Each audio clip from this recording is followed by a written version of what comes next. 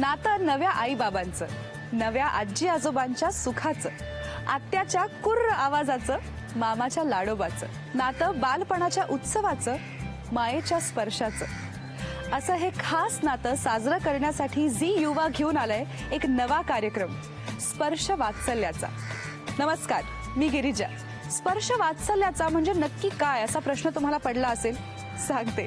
या कार्यक्रमाच्या निमित्ताने मी अनेक जोडप्यांच्या पहिल्या इटुकल्या पिटुकल्या बाळाला, त्याच्या आई बाबांना, आजी आजोबांना, घरातल्या इतरांना भेटणार आहे, त्यांच्याशी गप्पा मारणार आहे, काही खेळही खेळणार आहे। तुम्हाला बघायला आवडेल ना? आज कार्यक्रमाचा पहिला भाग आणि तो खास असलाच पाहिजे, म्हणूनच आज आपण जाणार आहोत मुंबईतल्या भेंडी बाजार परिसरात, जिथे आपल्याला भेटणार आहे छोटा झी युवा। चाचा ऐका ना, झी युवा कुठे राहतो? ओ चाचा, झी युवा कुठे राहतो सांगता का?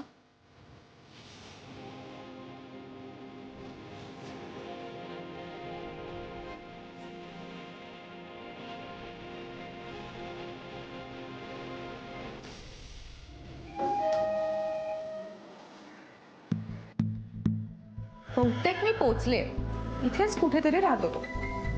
तुमचा विश्वास बसणार नाही, खरंच इथे एक छोटा झी युवा राहतो। त्याचा जन्म झाला ना तेव्हा त्याच्या वडिलांनी सगळ्यांसमोर डिक्लेअर केलं बाहुबली झालाय म्हणून। पुढे त्याचं नाव युवान ठेवलं आणि तेव्हापासून या सोसायटीतले सगळे त्याला झी युवा असं म्हणतात। भेंडी बाजार मधला छोटा सेलिब्रिटी येतो, युवान गोठणकर असं त्याचं नाव। त्याला भेटणार आहोत आणि त्याच्या कुटुंबियांना सांगणार आहोत तुमच्या छोट्या झी युवाला भेटायला आज झी युवा आलाय। चला तर मग। स्पर्श सुखाचा, बालपणाचा अनुभवच नाता, स्पर्श वाचल्याचा, स्पर्श वाचल्याचा, स्पर्श वाचल्याचा।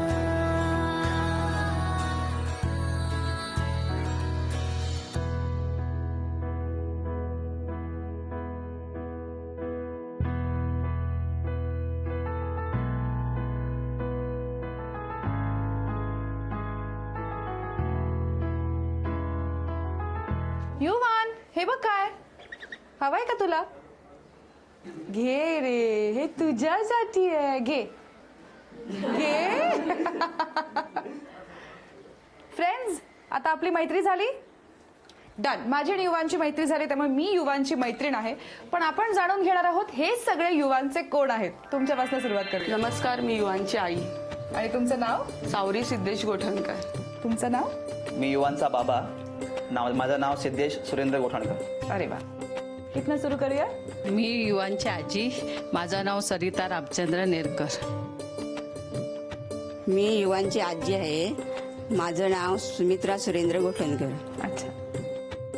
मी युवांची मावशी आजी, माझं नाव गीता गणेश निवरेकर। अच्छा। मी युवांचा काका संदीप सुरेंद्र गोठणकर। ओळख सगळ्यांची झाली आहे, पण आता आपण युवांच्या आई बाबांची गप्पा मारणार आहोत।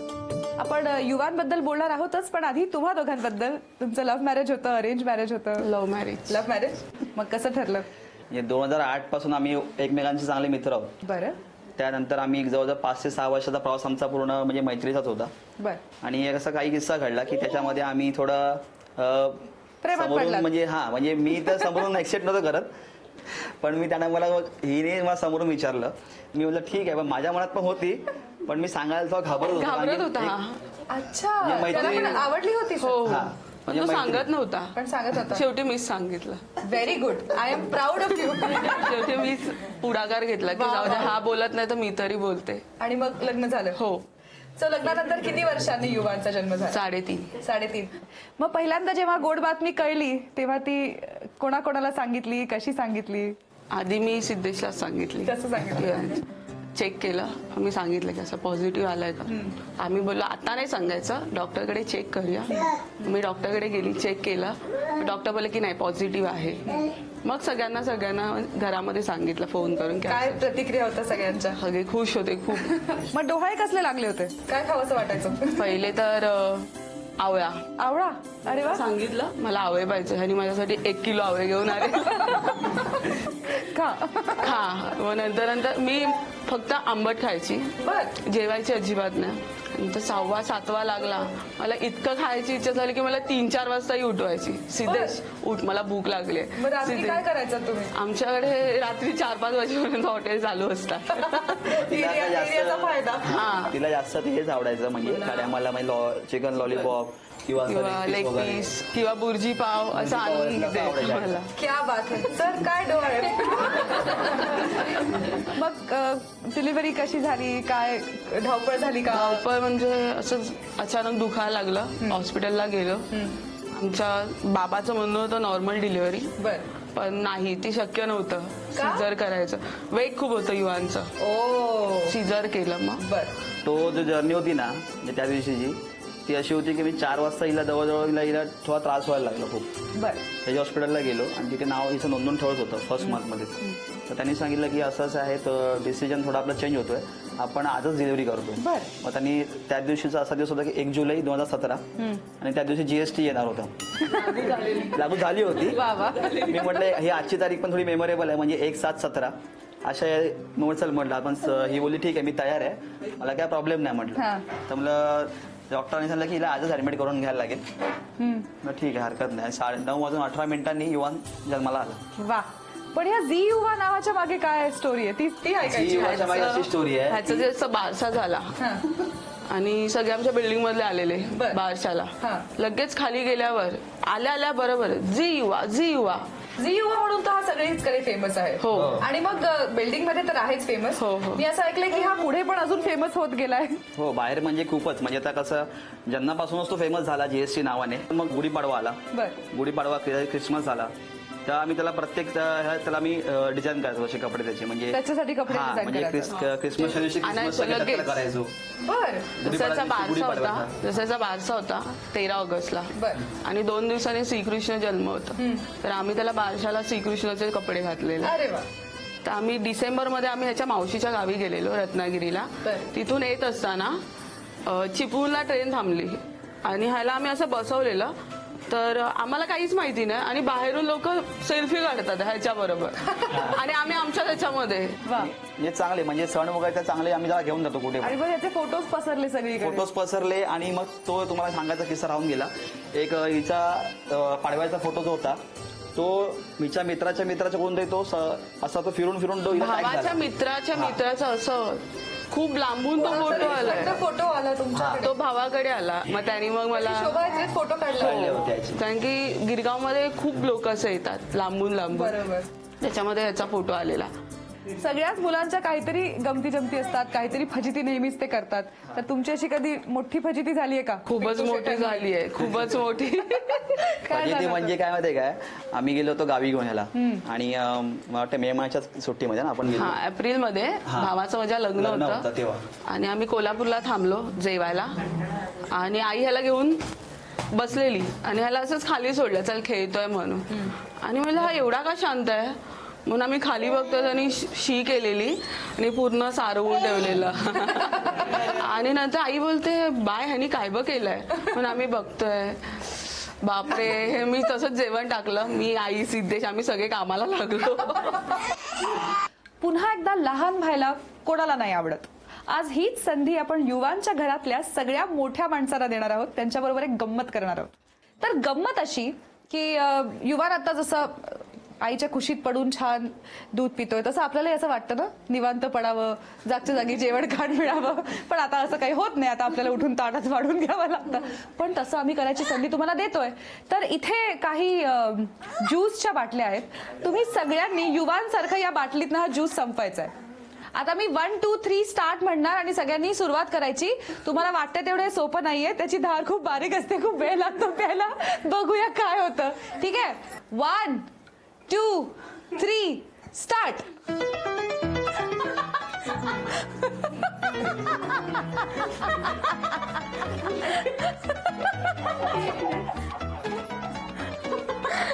तू कसा बघतोय बघा सगळ्याकडे. वेड लागलाय सगळ्या मोठ्या माणसाला. जमतंय का? कोणाचं संपतंय? शांत झाला बघतोय. काका काय पितोय बबी? काका काय करतोय? जमतंय का? त्या एक मागच्या आजी आहेत त्यांनी बऱ्यापैकी प्रगती केलेली आहे नाही? त्याला बोलायचीच ना अगं पी दे असं असतं बघा. मामाची संपली मामाची संपत आली आहे. काका पण शांतपणे चालू आहे. बरोबर नाही बॉटल लिकेज बॉटल लिकेज नाही, तुम्हाला बाटलीतनं दूध नाही पितायत, बॉटल लिकेज म्हणतात. ते असं जोरजोरात ओढून दाबलं बिबलं ना की ते सगळं बाहेर येतं. लहान बाळं कशी पितात शांतपणे. सुजा जिंकली. युवान तू सगळ्यांना शिकव बरं बाटलीतनं कसं दूध प्यायचं. काकाने जवळपास पूर्ण केलेलं आहे. 10, 9, 8, 7, 6, 5, 4, 3, 2, 1 बास. काका वा वा वा वा वा वा. युवान काका जिंकला. काय आली का मजा? पोट भरलं का सगळ्यांचं? उगाच बाळाला आपण किती रागवतो, लवकर लवकर संपव, पटापटा पी. नाही ना पितायत पटापटा. आपण आज सेलिब्रिटी युवानला भेटलो आहोत आणि त्याच्या आईबाबांची गप्पा मारल्यात. आता त्याच्या दोन्ही आज्या इथे बसल्या आहेत माझ्या समोर. तर पिट्टू शेठांच्या आगमनाची जेव्हा तुम्हाला चाहूल लागली तेव्हा कसं वाटलं? पहिल्यांदा लेकीने सांगितलं, सुनेने सांगितलं, तेव्हा काय भावना होती? आधी सुनेने मुलाकडे सांगितलं, मुलगा मला बोलला हा. आणि नंतर सांगूया असं झालंय. तर त्यावर 3 वर्षानंतर झालं तर ते एकदम अचानक समजल्यावर खूप म्हणजे खुशी झाली.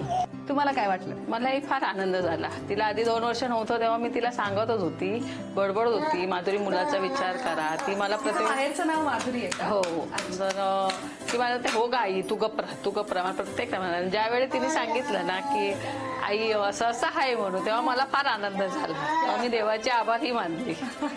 काय फरक जाणवतो तुमच्या मुलाला मोठं करताना आणि आता युवांकडे बघताना?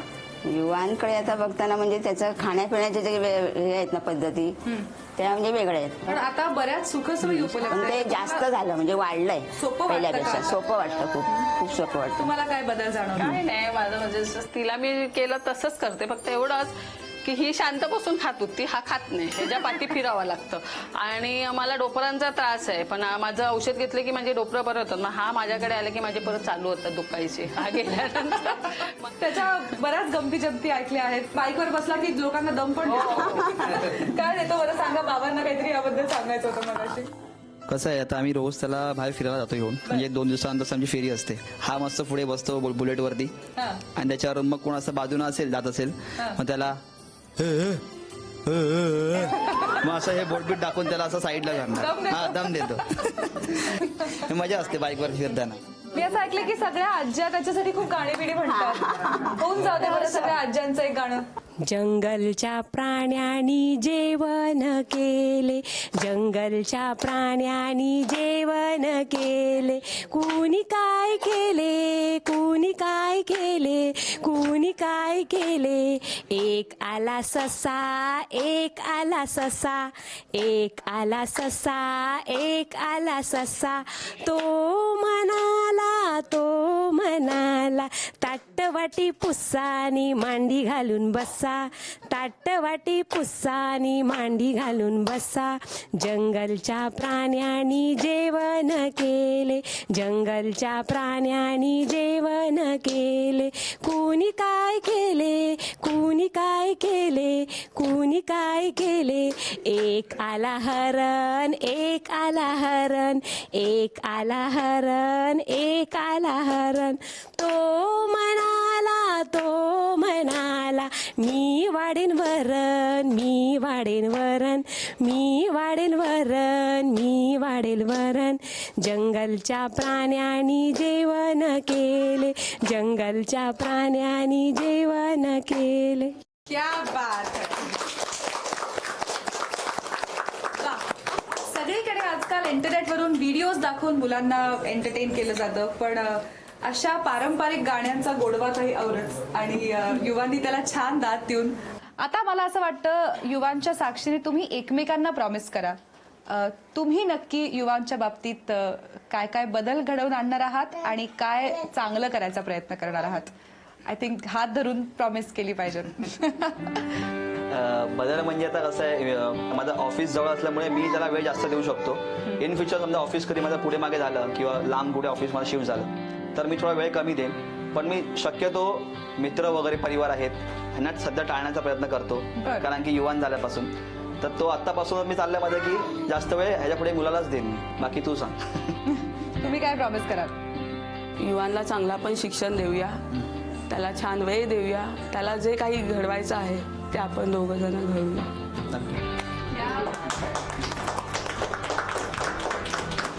एक अत्यंत गोड प्रॉमिस युवांच्या आई बाबांनी त्याच्या साक्षीने केलं आहे एकमेकांना.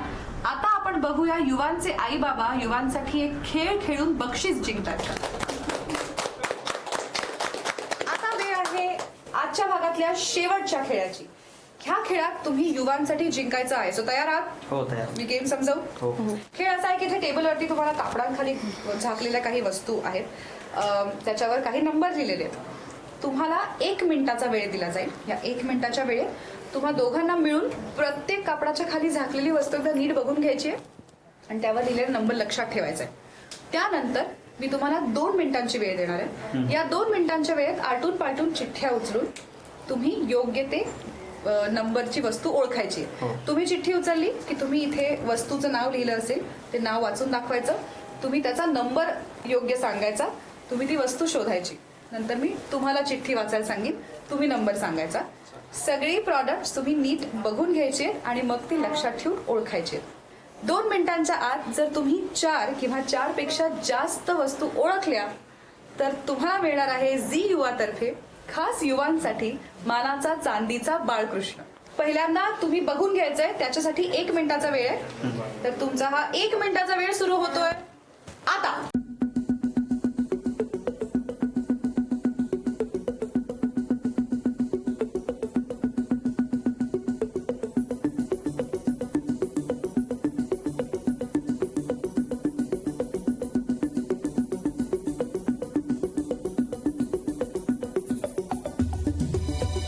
मिनिटाची वेळ संपलेली आहे.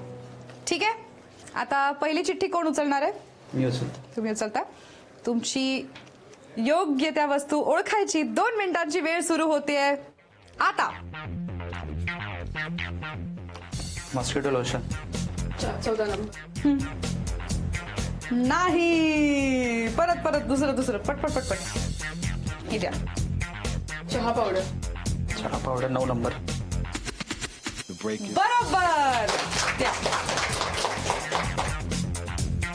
Baby soap. Baby soap 3 number. बघा बरं. नाही, अरे अरे अरे अरे. घ्या. अर्धाच मिनिट झालाय. 10 नंबर. बरोबर. क्या बात है. घ्या. Coffee powder. 8 नंबर. बरोबर. घ्या. Kids toothpaste. 14 नंबर. नाही. 1 मिनिट झालंय. चला चला चला, काही हरकत नाही. Hand wash. Hand wash. Wash 1 number. 1 number. बघा बरं. नाही, अरे अरे अरे अरे अरे. चला चला चला, पुढचं. बिस्किट. बिस्किट. 11 नंबर. बरोबर. Baby lotion. 1.5 मिनिट झालाय बरं का. बरोबर. घ्या. टूथब्रश. टूथब्रश. बरोबर आहे. आणि वेळ संपली आहे. क्या बात आहे. चला आपण मोजूया बरं काय केलंय तुम्ही. 1 2 3 4 5 आणि 6. क्या बात है. 6 गोष्टी अचूक ओळखून आई बाबांनी युवांसाठी जिंकला आहे झी युवा तर्फे मानाचा चांदीचा बाळकृष्ण.